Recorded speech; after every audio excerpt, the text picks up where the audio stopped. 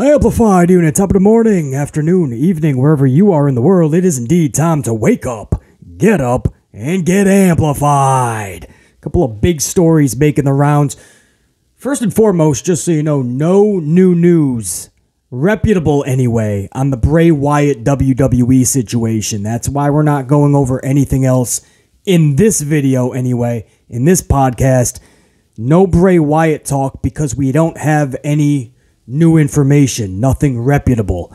Anything about Vince McMahon and Bray Wyatt, Wyndham Rotunda at odds. Bray walked away because of Vince. That is all absolute speculation with no foundation whatsoever. This looks to be something that just Bray is dealing with outside of creative.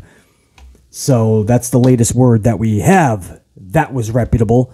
And as I said in yesterday's Amped Up podcast, I respect Bray. We respect Bray too much than to just put out speculation after speculation with no validation. Not going to happen on this channel. Once there is word, confirmed, actual substance to a report, BC will be one of the first to break it to you, I assure you. So just wanted to get that out of the way. A couple of other, I need a coffee. I got nothing right now, man. I had one early this morning. After this podcast, I'm going to double dip, man. Dunkin' extra, and a vanilla latte from Starbucks. But a couple other pieces of information. Number one, obviously, smash that up on the way in. It helps the algorithm. The tube doesn't like pushing the little ECW channels like BC's. You guys can help out big time. Just smash that up. It doesn't cost a damn dime. Totally free. Help out the channel, man. Help out BC. Truly appreciate it. And lastly, it might be the last time you guys see the Rodgers jersey hanging in the back, man. In a few hours, we expect Aaron Rodgers on the Pat McAfee show. The Pat McAfee podcast. We expect Aaron Rodgers to officially announce that he is going to New York. Get to see him play a lot more, but I won't be going to those games. He is expected to become a New York Jet. So I may have to start taking the... We'll always love what he did here, just like Brett Favre. We'll hold him in our memories, man. But you can't be sporting the jerseys afterwards, man. Not until they're already in the Hall of Fame. Then again, if they run it like WWE, while he's playing, he'll be in the Hall of Fame like a Raymond Mysterio. But I had to sport the 12 one last time, man. Aaron Rodgers, we expect him to be a Jet in just a few hours on the Pat McAfee show. He is supposed to announce that. All right. The two big topics today, guys. In just a few minutes, we are going to talk about the Bella twins, the Garcia twins now.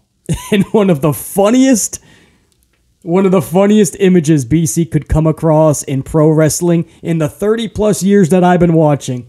One of the funniest mental images that I've come across. The Bella twins in AEW. Could you imagine? I just want to see that. Just to see and hear the reaction from AEW diehard fans. I want to see. The Bella twins are everything that AEW is supposed to be different from, right? But when they got Big Show, I heard crickets. When they got Mark Henry, it's crickets. When they get Jeffrey Jarrett, it's crickets. I gotta believe it's gonna be different. If Nikki and Brie, Mama Brie, I think it's Mama Nikki too. Isn't she a mother too? The fucking Mother Bellas come in, fucking looking for fucking championships for Britt Baker and whatnot, man. I could speak. Anyway, we're going to go over it, guys. I got details. I got a lot. We're going to do a little bit of a timeline, right? This just didn't come out of the woodwork. In all seriousness, even though we're laughing at it, man, we're talking Bellas in AEW. I can't say that with a straight face. But this has been happening, man. They are officially gone from WWE. They did not renew, but this has been a little bit of tension on both sides. And we're going to go over the timeline. There's a lot of reputable reporting in this timeline. We're going to talk about it, man. But don't be shocked if you see, in one way or the other, You can look, but you can't touch. I don't think they would be able to use that song, though. But that could be an All Elite Wrestling. Anyway, we're going to get to that in a few minutes. First and foremost, big topic here, man. Monday Night Raw's rating. You have got to be kidding me. Where do you even begin? I mean, I guess right from the jump, right at the top. Guys, do you realize we are 17 nights away from WrestleMania 39? 17 nights away, and Monday Night Raw just pulled a 1.70 in the rating. They literally just lost over 120,000 viewers from just last week. The closer we get to WrestleMania, we are losing viewers. Over 120,000. No football. Basketball base. Are we really doing this? There was a basketball game base, and when basketball's done, what are we doing? Badminton? Basically, badminton and volleyball. It was a double-decker combo. Are we really I was told by all the excursionists that it was going to be after football. We're going to be passed over 2,022,2.5. Which obviously, if you follow numbers, you laugh at that. Or we would anyway, if it wasn't so damn sad, we would laugh. 1.70. The closer we get to Mania, we're dropping like flies here. They're walking away in droves. And you say, well, basically they stayed steady at the demo. The 18 to 49 demo is still around 0.50 BC. Congratulations. Wow. We will throw you a parade, a bar mitzvah, Mardi Gras. We'll throw rice, confetti, balloons, sundaes with little sprinkles. We'll give you all of it for your little 18 to 49 demo, staying consistent. Your viewership as a whole dropping by the droves at a 1.7, 17 nights before Mania. I put up in the Amped Up podcast just yesterday that I put up. A few thousand of you guys have already caught that. I appreciate that because I got that up kind of late. A lot of issues with the upload. So it was out hours later than I wanted it. I wanted that noon Eastern time. It didn't go up till like 4 p.m. Eastern time. But big thanks to everybody that caught that podcast. The bulk of that podcast, aside from the cold open and the Bray Wyatt situation, was the Monday Night Raw review. And I labeled that thumbnail, I labeled in big letters, unacceptable. I said WWE is on cruise control. WWE is on autopilot. WWE is literally just comfortably riding this wave into WrestleMania. Riding it out. And I said that is unacceptable. Literally, big letters right on the thumbnail. So everybody knows what they're into when they click that podcast. When they click that video, you know BC's not happy with this show. And I've been pretty high on WWE as of late. I feel like they finally have a pulse, at least in some areas. But that show, you could clearly see they were phoning it in. You clearly see that they were on autopilot.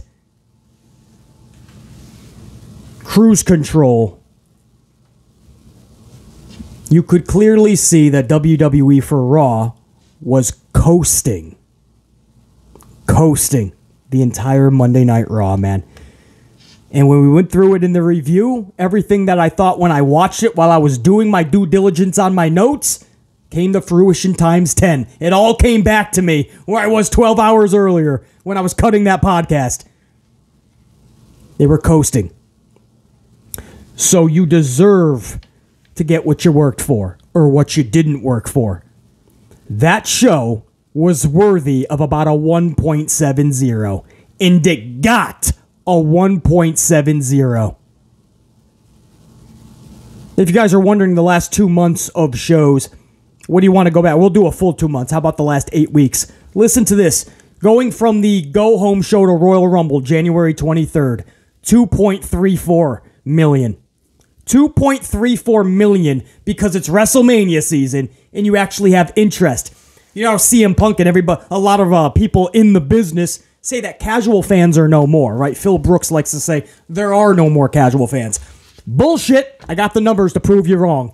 2.3, because those casual fans come back for WrestleMania season. They want to know if there is shit they should give a shit about. Should they care? Is there things to be interested and intrigued for? There is this year. They're just not properly executing. Like Bianca and Asuka. That should be special. Think about that match. The build-up? Absolute shit. We'll get to that in a minute.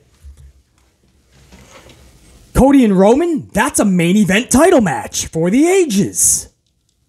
Execution thus far, aside from Paul Heyman and Cody, that's it. And you can go down the line, and we'll go over that in a few minutes.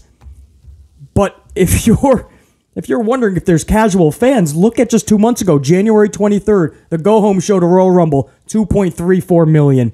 1 week later, post-Rumble, 2.11.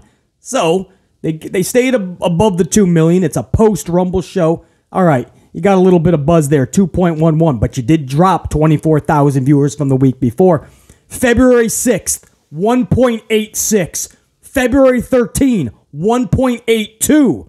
February 20th, 2.06. Back over to 2 million. If you're wondering why, post-Elimination Chamber Raw. 2.06 February 20th. February 27th, 1.76. March 6th, last week, 1.82. This past, I almost said last night, that would be Monday night. Got word on the rating last night. March 13th Raw this week, 1.70. 120,000 viewer loss from last week. As you get closer to Mania, guys, you're supposed to be gaining viewers. Why on February 2nd do we have 2 million plus? Well, I know why. Post-Elimination Chamber, and you got casuals that want to see what's up, and should I keep watching? And then the very next week, February 27th, you lost 250,000 viewers down to 1.76. Last week, you were able to gain 60,000 back, 1.82, and then you just lost $1.20 down to a 1.70. A fucking roller coaster. You usually see these numbers in AEW, and that's no shade to AEW, but if you ever saw the Dynamite ratings, they actually have breakdowns of hourly, quarterlies, we call them, every segment, basically Q1, 2, 3, all the way to 8. And it's like a roller coaster. Lately, it's just like, if it's a roller coaster, it's when you get to the top, and you finally get to the top, and it's just a long way down. Lately, AEW has been, okay, you start pretty, I mean, not even decent. I mean, lately you're starting at like 900,000. I can't even say it's decent. But you start here, and then you just go down. Like it's just a downward spiral the entire Dynamite. Not good. But before the last few weeks, Dynamite used to be a roller coaster. There was no consistency. Well, shit, these ratings for the last 2 months are a fucking roller coaster. That's not good. Same thing I say for AEW, I'll say for WWE. What's good for the goose is good for the damn gander. Just to show that I call it right down the middle with these numbers. Same thing I will say. When you see a roller coaster of numbers like that, that shows inconsistency. That means your show is not good. It's not good because viewers don't feel like they need to tune in every week. 1.70 is not fucking good. I don't want to hear any excuses of what was on TV, what was on the Bravo channel, what was on Disney Plus, what was on fucking Lifetime, what was on ESPN, how many basketball games, was there a badminton game, was there a fucking a golf, fucking, what do you do with golf? Golf, do you play golf? Do you swat golf? I don't know, maybe I'll find out when I'm 77 years old. But maybe there was some fucking golfing on. Maybe people were playing tennis or badminton. Maybe there was some pool. Maybe there was some fucking, some archery. Maybe there was some fucking darts. Maybe there was a fucking Monopoly game on fucking ESPN 2. Maybe some fucking Yahtzee. Maybe some fucking Twister. How many excuses do you want? They lost $1.20 plus, and we are 17 days away from Mania. That is unacceptable. Stop with the excuses. Same thing I say with the AEW crowd. If you want it to get better, you be honest. It looked like H was on the right track a little bit. Now I know this is going to open the floodgates.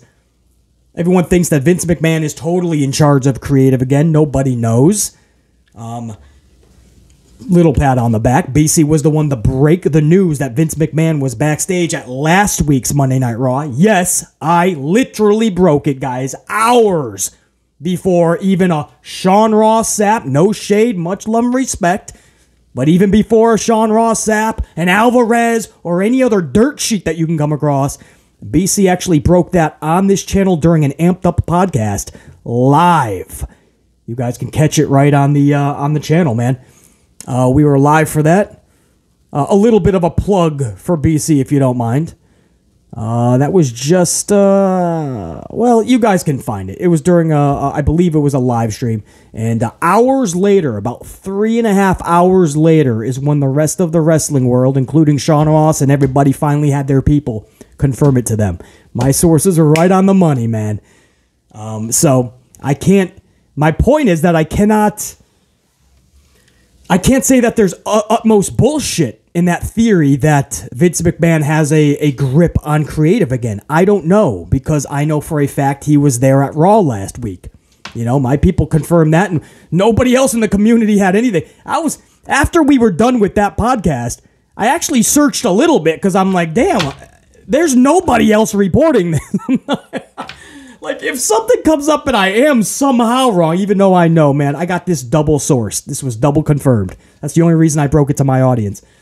But I was like, damn, if they find out, like, fucking, like, something else, my people got some splaining to do.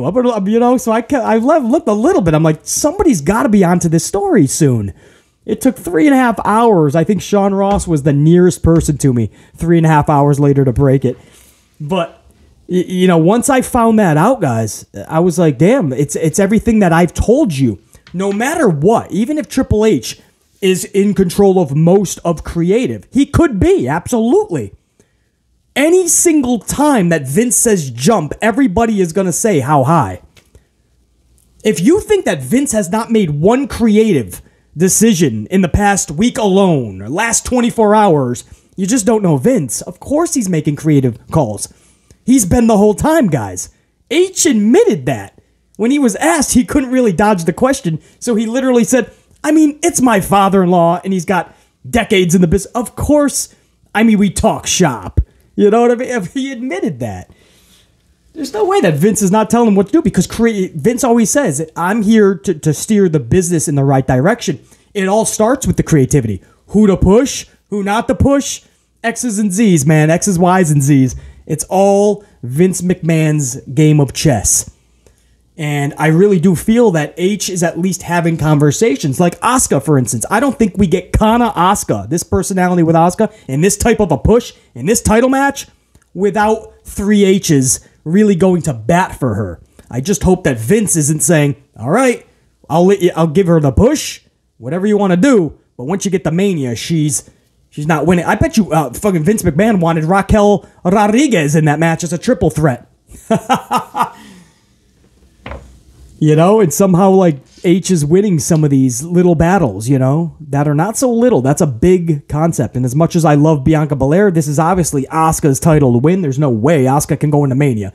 Asuka has been there for 9 years. She has never won a WrestleMania. She won the Rumble, went to go get a title, and Charlie Flair not only beat her, but also ended her undefeated streak. I mean, this girl has been humiliated at Mania, cannot win a WrestleMania. At some point, Asuka deserves her shine, bro. Put some respect on her name. Bianca will be utmost fine. But I'm kind of all over the place now on subject-wise, because we're just talking about Vince McMahon and what grip he has on creative. We don't know. But you can see little things like the Asuka thing that you know Paul Levesque is steamrolling that at the head of the ship. And then you see things, the Brock Lesnar situation, for instance, or pushing Lacey Evans, pushing Austin Theory, Raquel when she was, before the minor nagging injuries accumulated. These were Vince McMahon's chosen ones, guys. As much as Triple H brought in Austin Theory in the Raquels and all them, it was Vince McMahon that hand chose Lacey Evans. And that's why she just got another 4th push as of late. Austin Theory with that repackage that wasn't really a repackage. That's just Vince saying, I don't care how you do it. He's the one you're pushing. But Triple H was real quick to give Theory to Vince during the NXT Black and Gold days. Twice. Braun Strowman coming back. The way that Brock is booked, you could just tell that a lot of these decisions, yeah, they're Vince. I think we know that. And now getting closer to Mania, how much more influence is Vince does he have? This past Monday was the most that I've seen fans in a long time say that seemed like a Vince McMahon Raw. I don't see it as a whole. I think a lot of people just now know that Vince was backstage last week. So a lot of people, and BC's been saying this since Vince left, that he never truly left. Don't be too shocked when you find out that he's back in some capacity. And I've been right the entire time. That's not a pat on my back. I knew he never left. I was just trying to get you guys not to be too shocked when you found out all this information. Then he comes back, bullies his way onto the fucking board, bullies his way back to the top spot, puts his fucking people, his hench people in place. Then we hear he's backstage. Then we hear he's got some creative control. It's everything I always told you guys, man. But I don't think that Raw was totally a Vince McMahon blueprint. I mean, you see the matches like an LA Knight and a Cody Rhodes or the street fight with Solo and Owens. I do think that H is trying to spearhead this thing. The problem is, I do think that Vince McMahon just has still too much say. You know, if you're going to give H the reins, then this should be his first Mania. Let's see if H can sink or swim. I refuse to believe that he's booking the ladies this badly. Aside from Asuka, guys, I can speak. Aside from Asuka, there's nothing else going on with the women, man. SmackDown, horrendous. Rhea Ripley and Charlotte Flair have no story. And unfortunately, Asuka and Bianca Belair on Raw don't have a story. The match I'm very much looking forward to. They're going to rock the house down. But you look at Raw. What is, as a whole, what did we get that's more deserving than a 1.70? What? Brock Lesnar, 17 days before Mania, Brock Lesnar goes face-to-face with Omos, gets face planted like a basketball, and then runs away with his cowboy hat. Wow, that deserves a 2.9, a 3.0 rating. I don't know how they got a 1.7. That's brilliant. 90 seconds. Brock goes over the top rope, barely, after the second attempt, and then he runs away with his cowboy hat. I don't like this game. I'm going home. Brock Lesnar. That's the story you're going to tell? Fuck that. Brock's the beast. Omos is the mountain. A beast always wants to conquer the mountain. Go to the mountaintop and conquer that shit. Stick your flag at the top of the mountain. And the mountain never wants to be beholden to or get defeated by the man. The mountain, the elements always want to win. It's a combustible element. You just tell that story every time they're near each other.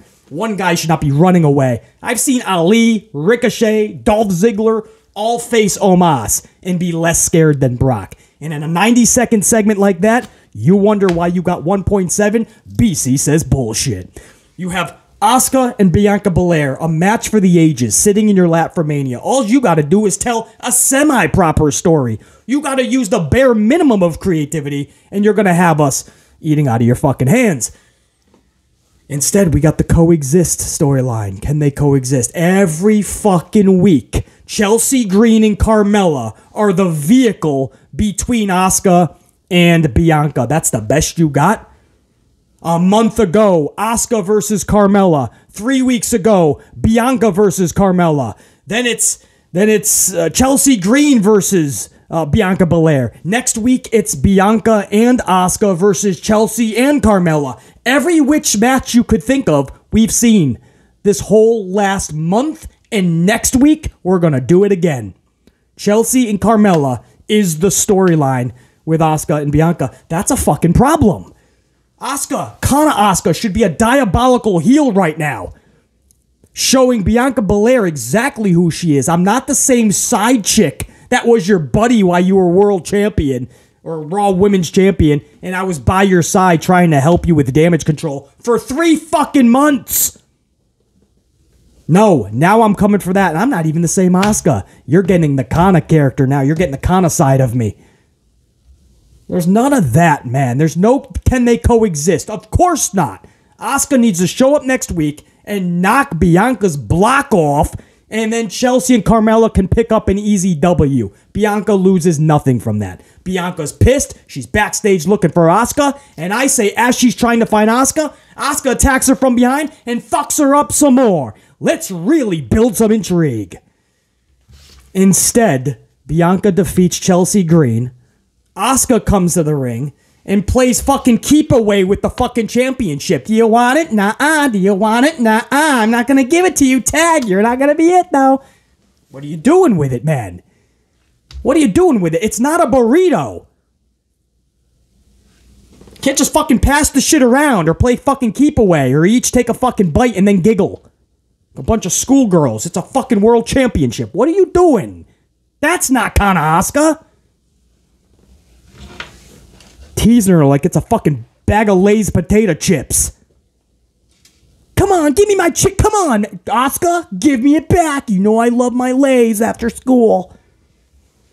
That interaction, Asuka comes out to fucking tease Bianca with the championship, is worth more than a 1.7. Bullshit. No Roman Reigns. So the main event segment, the Bloodline storyline, was just the Usos and Solo beating the fuck out of Kevin Owens. That's it. Nobody makes the save because Kevin doesn't want Cody out there. Sami Zayn's probably at home.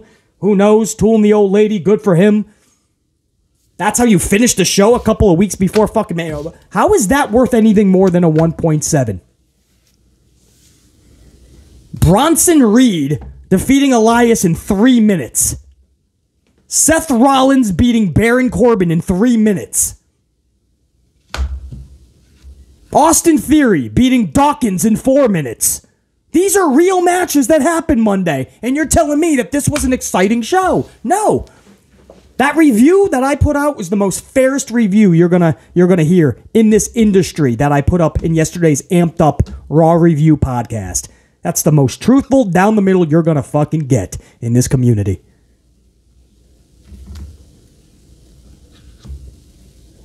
Just what I put in the thumbnail, exactly what I put in the headline. That's exactly how I was feeling before I cut the podcast.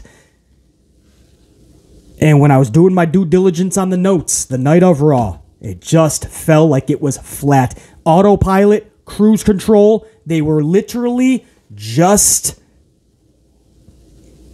cruising right into WrestleMania, man. Trying to catch a fucking wave so they don't have to fucking do much anything else, right? They were literally just coasting, I call it.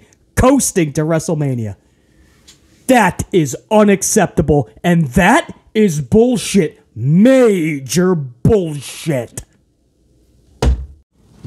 All right, moving on, because I can spend all day on the numbers. It's frustrating when you know that things should be much better than they are if you just had or showed some care and you had direction.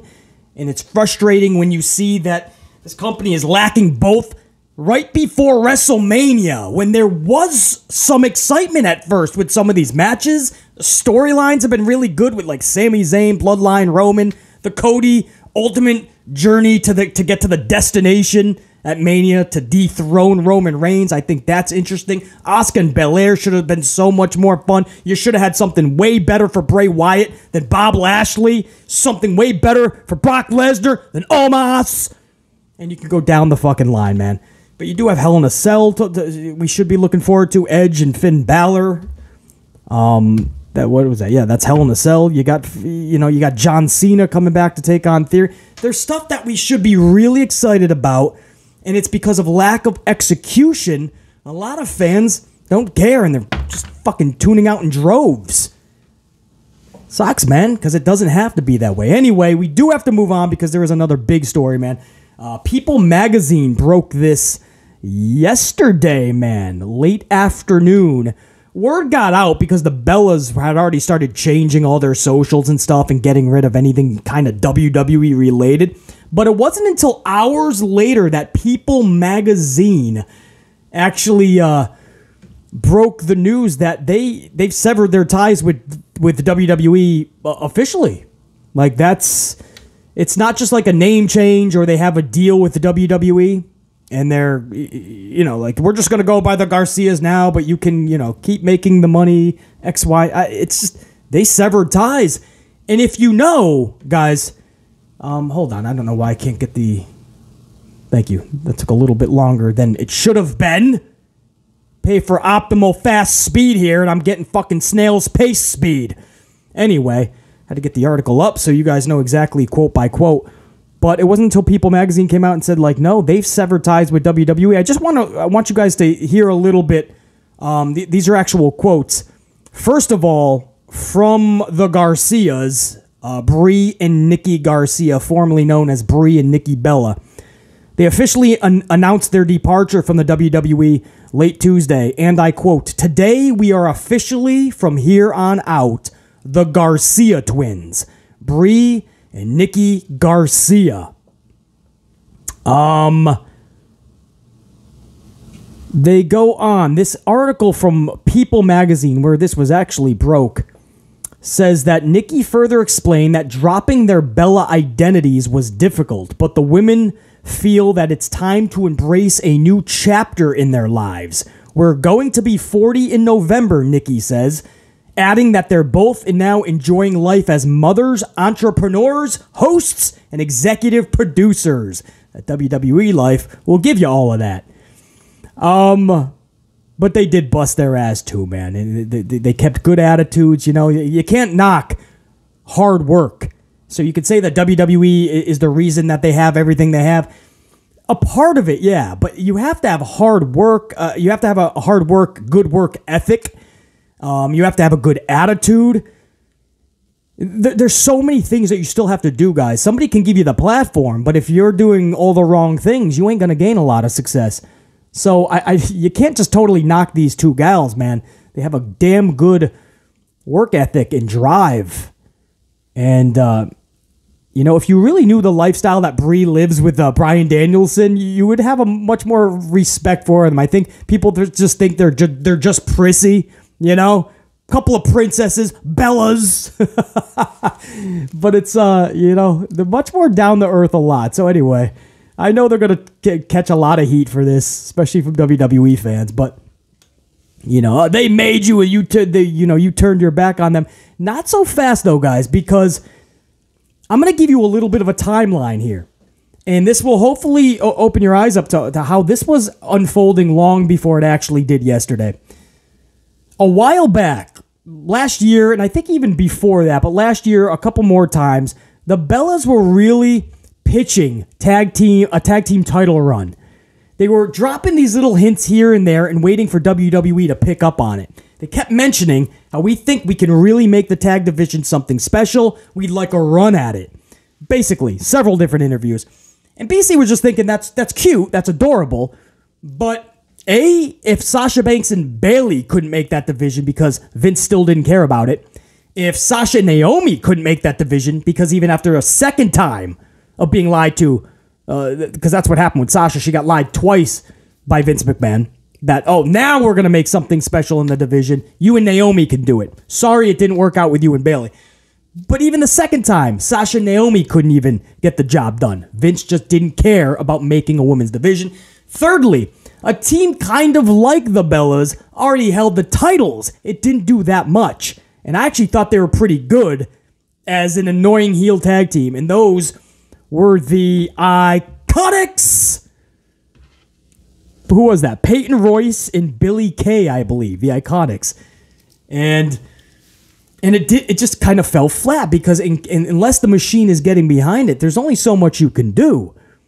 So I thought it was adorable, but unless you got a game plan for an entire division, Vince is either going to laugh at it or actually give you a chance, and we're all going to watch you fall flat on your face because the machine doesn't give a fuck. It's not even their fault.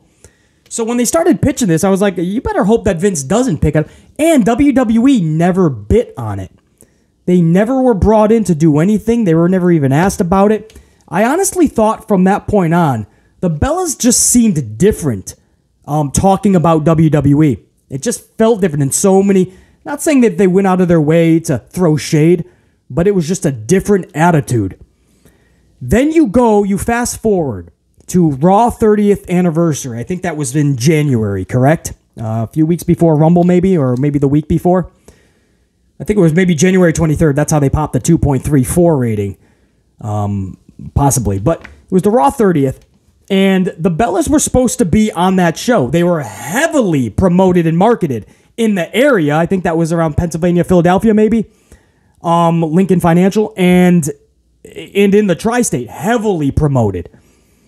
And nationally on the USA Network, obviously, we all saw the Bellas were going to be on this, all on the promotional ads. And then at the last second, taken off. Mixed reports, right? One report said, I think Bellas may have even said, yeah, we just, creatively, we just saw what it was, and we decided to go against it, and we had other things that we had to do, actually. WWE, or people that leaked out from WWE, reports said that, well, they just had nothing for them, so they just kind of sent them back. You ain't got to go home. You can chill backstage, but you ain't getting on the show, basically. We don't have anything for you. So depending on who you believe, right, the Bellas turned it down because they had other things, or WWE just didn't have anything creatively, they were booked to the last second for the Raw 30th. And then on top of that, we find out ultimately they were in the area the whole time. So somebody's fibbing a little bit, but the Bellas were in, again, I think it was Pennsylvania, maybe the Philadelphia area when that show, I think it was Philly. They were in the area. So something happened where there was a meeting, Vince and the Bellas or some shit, maybe Triple H, and they just did not see eye to eye. So what happens 24 hours later, right? The Bellas are talking about the 30th, and they're throwing some fucking shade, right? What did they, oh man, I would love to get that quote so you guys can really understand the timeline. Yeah, this is from The Ink. The duo had been critical of WWE's female representation on Raw 30. The Bellas were not happy with the representation that was on 30, the same show they were supposed to be on.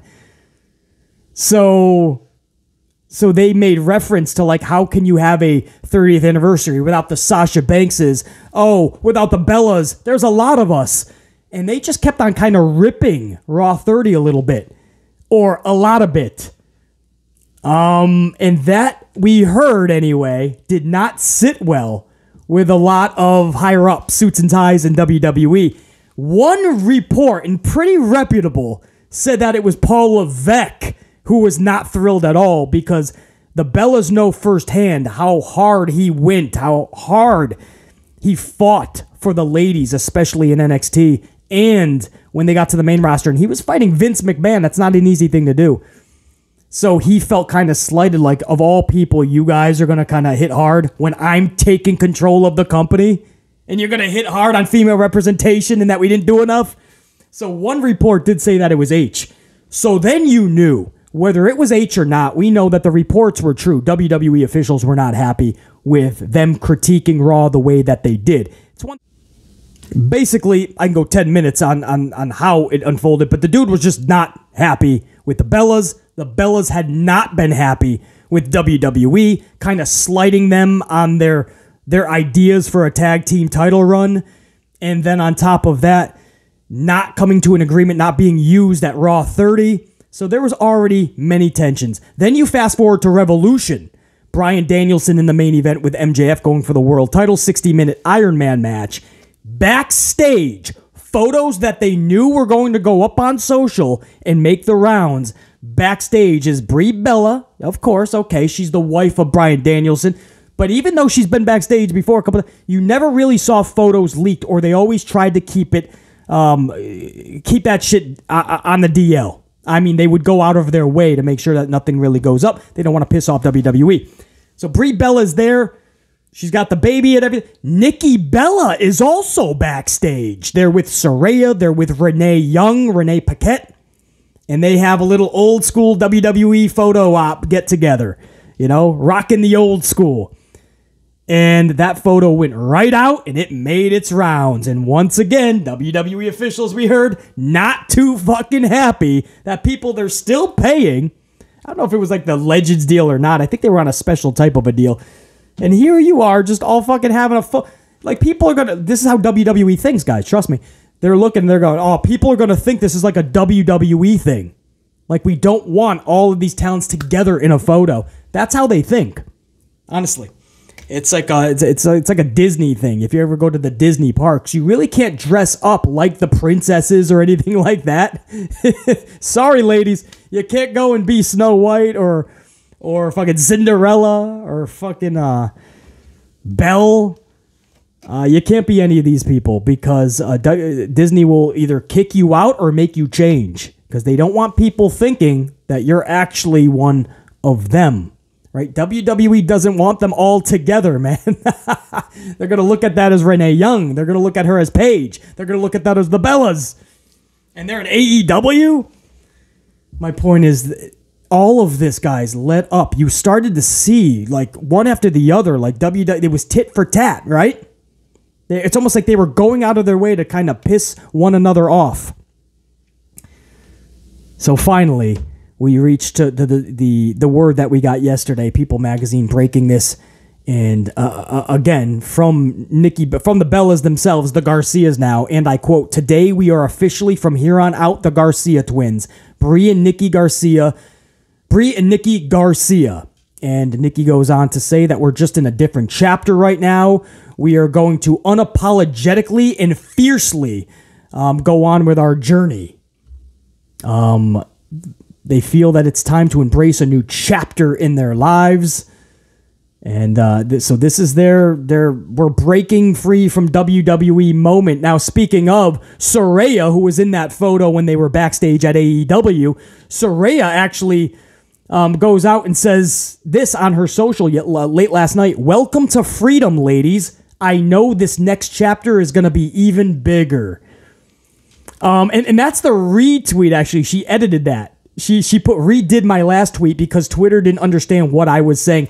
And what she meant was, when she said, "Welcome to freedom, ladies," there was other wording. It was worded differently. And a lot of people that read it started thinking that she was ungrateful for what WWE had given her, Paige. And now all of a sudden she's telling the Bellas, the Garcias, "Welcome to freedom, ladies." And of course, if you're on the fucking social doohickey machine, you gotta have some fucking drama. So there's Saraya engulfed in it, right? She's fucking going back and forth with fans at this point, right? There's one fan that said, "I love how you speak about freedom and all the shit that you all talk, completely forgetting the fact that all you three have accomplished in the past decade is because of your exposure on WWE TV. Stop acting like they did you bad. They gave you a life. Be grateful."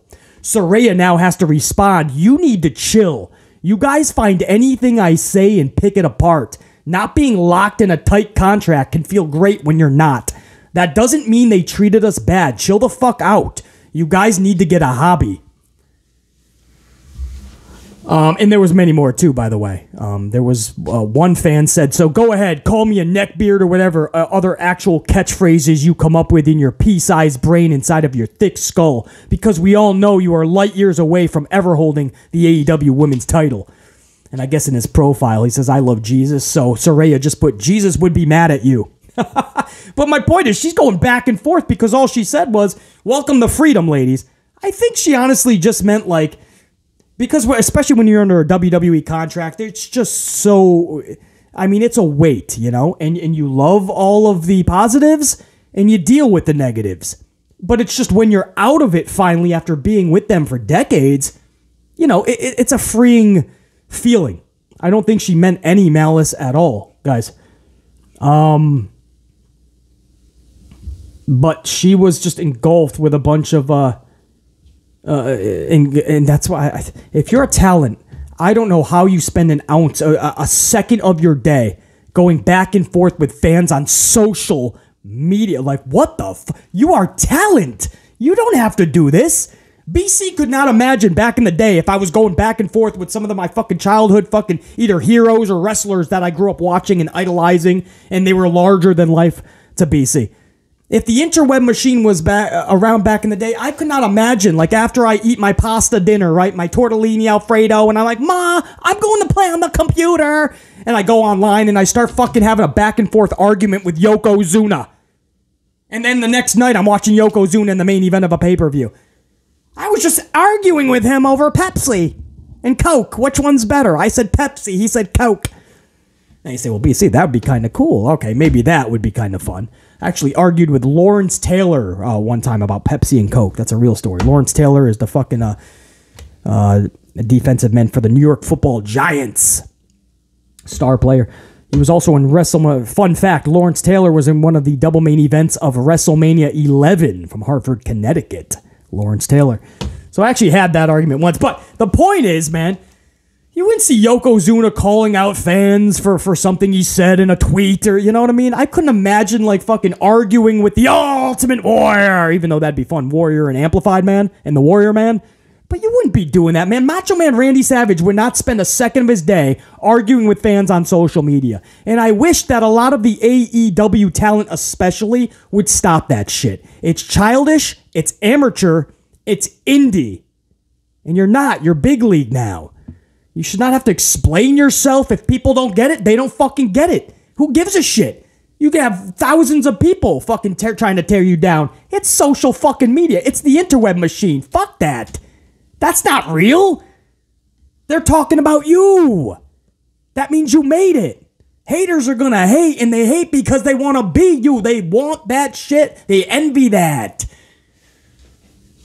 And here she is, like, going back and forth. I see that with a lot of talent. Stop that shit. If my one advice to a lot of, I say this all the time, there's a lot of younger wrestlers that watch this channel. Thank you, guys. Hopefully you're all kicking ass in your wrestling schools. One of the things I always teach you, less on social. Don't feel like you have to market yourself all the time on social to make it big in this business. You don't. You got to protect your fucking character if you're going to have social, for sure. You can use it every now and again. But trust me when I say a lot less of that, man. Keep the mystique. Don't be so accessible. Don't do that type of shit. Because then you wind up like this. All you're saying is to your friends, hey, welcome to freedom. You know, you get to do a lot more. Not under a contract like that. And fans just came rocking, man. So, and I'm just using Saraya as one of the examples. This opened up a plethora of conversation. A lot of it I'm not even getting into because, I don't got the fucking time to actually roll it. I gather some of this stuff up for the stories for you guys. Otherwise, you think I'd be involved in that? Fuck that, man. There's much better things to do than read Soriyas fucking beef. But, I just wish that they just got off that more, man. It's not needed. Too much time is spent on that.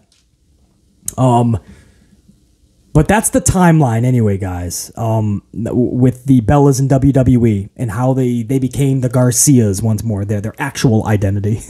Not became. But that's how they're now the Garcia twins. And it's going to be hilarious. I can't say it with a straight face. If the Garcias go to AEW, guys, if fucking the Garcias, if you see the Bella twins in AEW, I want to see it happen just to see the reaction of AEW diehard tried and true fans. I want to see their reaction. I want one show to have like Mark Henry, Big Show, whoa, the Bella twins, fucking Jeffrey Jarrett. I want to see one show with all of them. And then I want somebody to tell me that this is an alternative. I think we gave Mark such a fucking leeway. It's Mark, man. He's a good dude. Big Show, we gave leeway. I did not think AEW was going to give him that much leeway. It's the fucking Big Show. We wrecked his fucking... We wrecked the Big Show for years. It was a goof. And he goes to AEW, and we're like, it could be good. It's not Vince's booking. It's still fucking Big Show.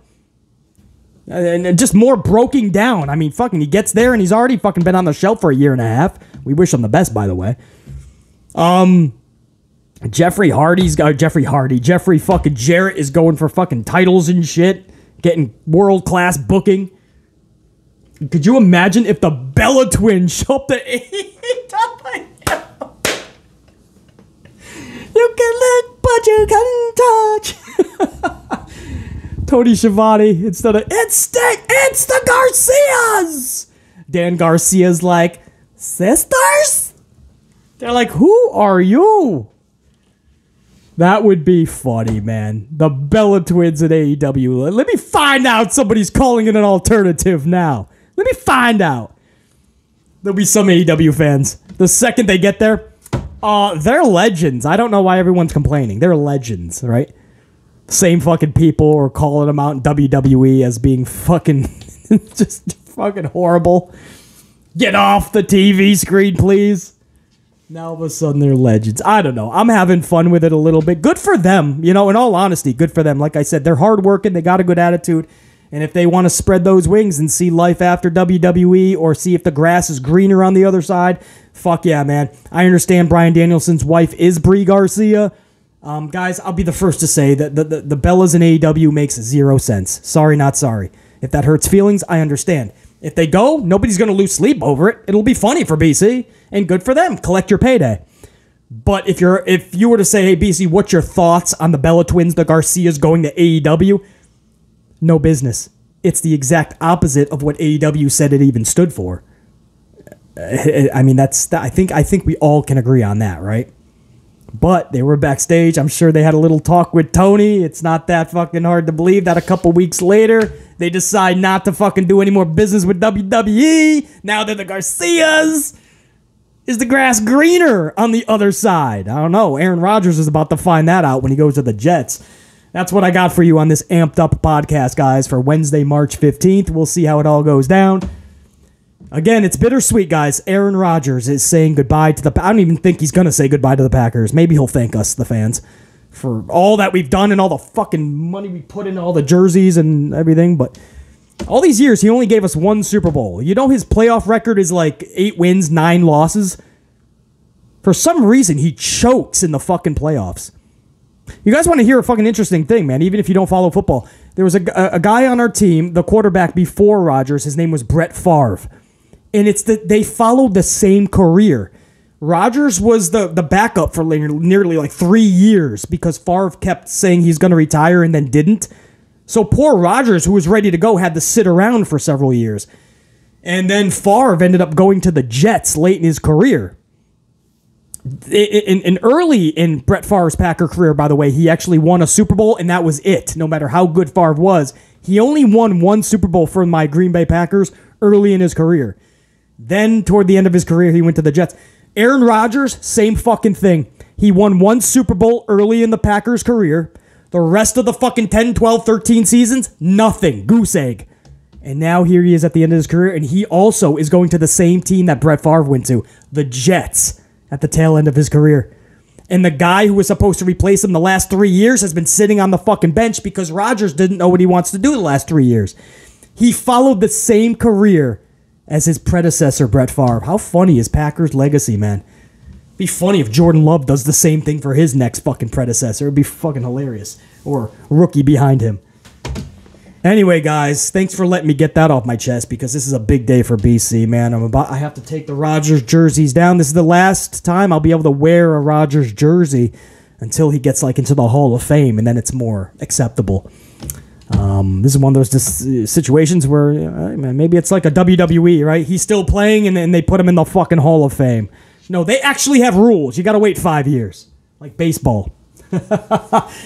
But bittersweet day, guys. We're losing Aaron Rodgers, man. My Packers are going to lose one of the best quarterbacks in the league. Hopefully now, if we do make the playoffs with our new quarterback, Jordan Love, hopefully we can actually start winning playoff games, though. That's not shade to Rodgers. It's just he doesn't know how to win playoff games, man. Sucks. But it's bittersweet because I always love seeing Rodgers play. The guy is amazing. Just to watch him throw a football, fucking magical, man. Because that ball just floats in the fucking air. It's like watching AJ Styles do a phenomenal forearm. I mean, it's just like fucking like slow motion. That's how epically flawless he is. Same thing with Rodgers when he throws the football, man. That ball, it's just like you got the camera on the ball and then dun, dun, dun, dun, dun, dun, dun. Wide receivers going right to where it's going to be. It's magic, man. It's exceptional. It's flawless. And now New York, the Jets, will be able to watch that. Congratulations, Jets. You just got a really good quarterback. I'd say I wish you the best, but fuck you. Go, Pack, go! I'll put on my fucking helmet, and I'm going to go play for him. I'm going to go play for my Packers, man. Put my fucking... What the fuck? All right, well, it's a little small. I think it shrunk in the water, but something happened. It used to fit. Anyway, the point is, all the best to Aaron Rodgers, man. It's going to be a fun time. He doesn't like the media. He's a weird dude, and New York is going to eat that motherfucker alive, or he going to eat them alive. I think it's going to be a lot of friction. He going to miss the little town of Green Bay over there in Wisconsin, wherever the fuck that is in the world. All right, guys. BC, that's what I got for you. Till next time, think, be, live, amped always. Top guy, I'm out. BC, saying check you.